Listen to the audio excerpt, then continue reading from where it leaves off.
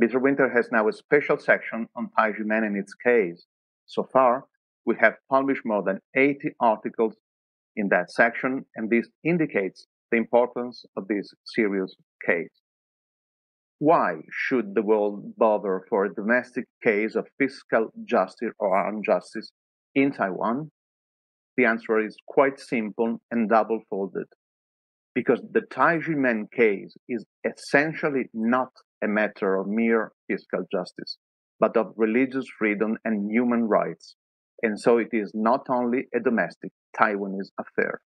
Fiscal accusation is only an excuse to deny Taiji Men, Shifu, and Dizi the first of their untouchable and undeniable human rights, religious liberty, which is not only the right to worship freely, but chiefly the right to live freely one's religion in everyday life.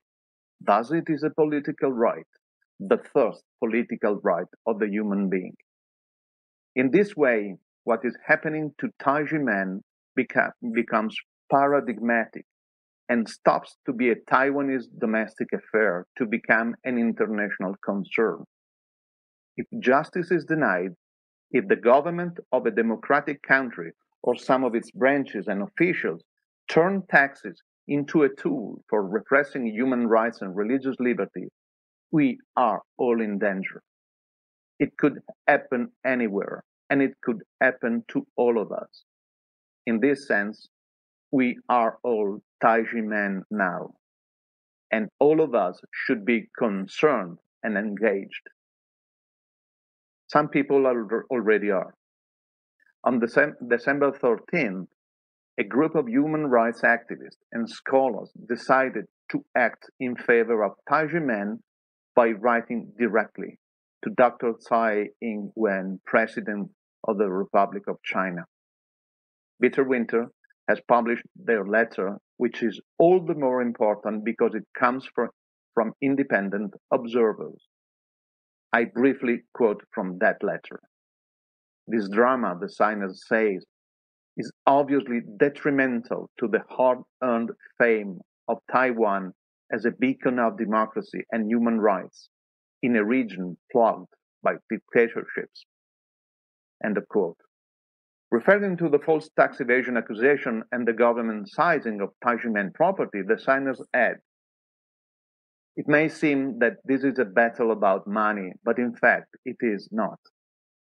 Taiji Men has spent in legal fees alone in 25 years of struggles more than they would have paid had they settled with the National Taxation Bureau. It was for reason of conscience and justice that they refused to settle.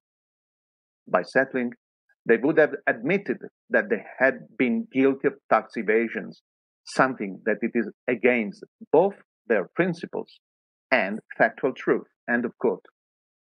Principles, truth, and acts of reparation are the key words of this important letter, and I am very proud to be one of the signers.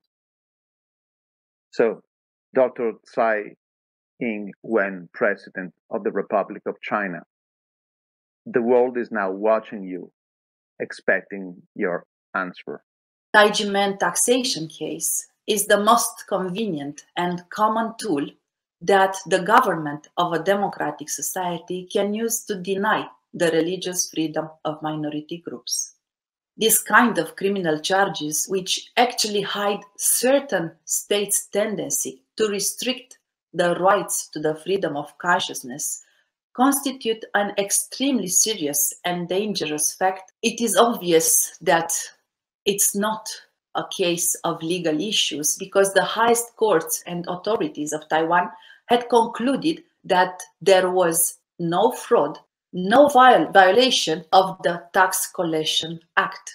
Now, actually, in the Taiji Men case, we see that arbitrary used by National Tax Bureau, who claimed that the content of the red envelopes should not be considered as a gift, but as a tuition fee for receiving training in the so-called cram school. And this is happening for only 1 year, for the year 1992. And the rest of the years, they were considered the red envelopes. How this is possible? How democratic is the situation in Taiwan that actually the National Tax Bureau can have such a big influence, even disobeying or not respecting the decision of the court? And I'm sure that actually the biggest issue that Taijimen is facing is just that the corruption in Taiwan reached such a degree that nobody is truly correcting those which are making mistakes. En 2009, Taïwan a ratifié le pacte international relatif aux droits civils et politiques, ICCPR. Ce pacte garantit dans son article 14 « Tous sont égaux devant les tribunaux et les cours de justice. Toute personne a droit à ce que sa cause soit entendue équitablement et publiquement par un tribunal compétent, indépendant et impartial, établi par la loi qui décidera soit du bien fondé de toute accusation en matière pénale dirigée contre elle, soit des contestations sur ses droits et obligations de caractère civil. » En tant qu'ONG reconnue auprès des Nations Unies, nous avons porté à l'attention du Conseil des droits de l'homme le cas des Taijimen et l'injustice qu'ils subissent à Taïwan. Nous avons dénoncé la manière dont l'arme fiscale a été utilisée pour nuire aux Taijimen. Dans cette déclaration, nous avons souligné et dénoncé les moyens peu scrupuleux utilisés par le Bureau national des impôts dans sa tentative de détruire le mouvement des Taijimen. L'utilisation de l'arme fiscale contre les minorités spirituelles est malheureusement une pratique courante dans de nombreux pays, dont la France, qui a finalement, après une lutte pour dénoncer cette pratique injuste, été condamnée par la Cour européenne des droits de l'homme. En septembre, lors de la 48e session du Conseil des droits de l'homme, nous avons renouvelé notre appel en faveur des Taijimen. Cette fois, nous avons souligné la confiscation du lieu de culte des Taijimen par le gouvernement taïwanais. Il s'agit d'une autre forme de discrimination, tout aussi grave, car une communauté spirituelle ne peut exister sans lieu de culte. Aujourd'hui, la situation des Taijimen ne peut plus être ignorée dans le monde, et le gouvernement taïwanais doit permettre aux Taijimen de jouir de leurs droits, de leur lieu de culte et d'être libres d'apporter leur contribution à la paix mondiale sans inquiétude. Peter Winter is a magazine devoted to religious liberty and human rights.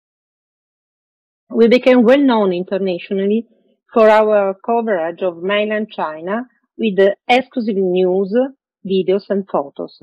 For instance, the section on China of the yearly report of the U.S. Department of State on Religious Liberty, released this month, mentioned Peter Winter 85 times. I am sure that some of our readers wonder why we publish so often about a case where, after all, no blood was spilled and nobody died, while the world is full of people killed because of their faith.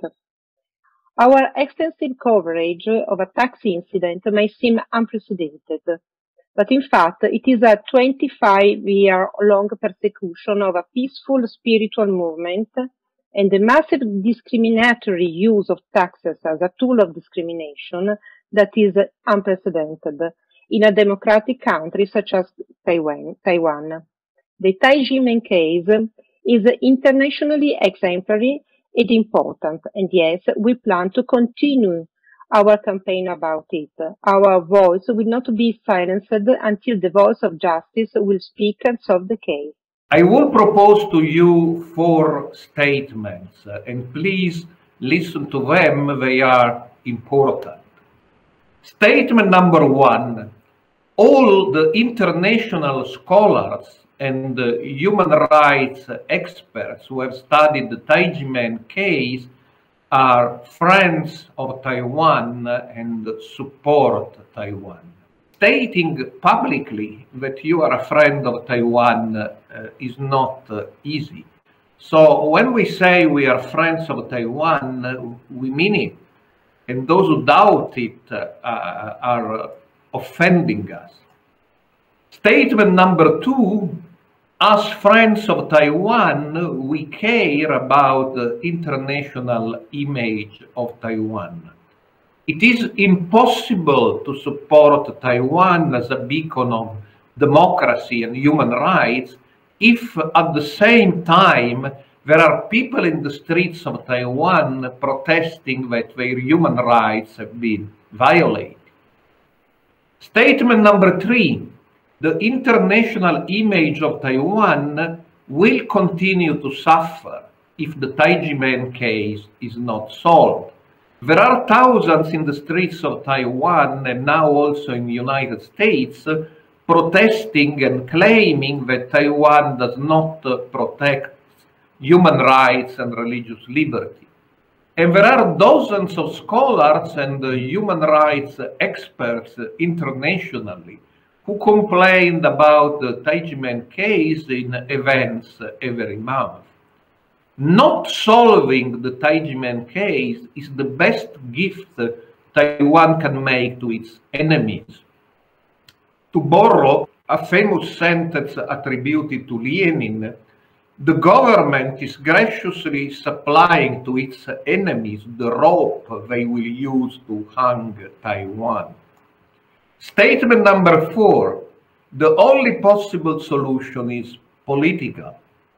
Make no mistake, at this stage the question is no longer whether the Taiji Man deeds are right.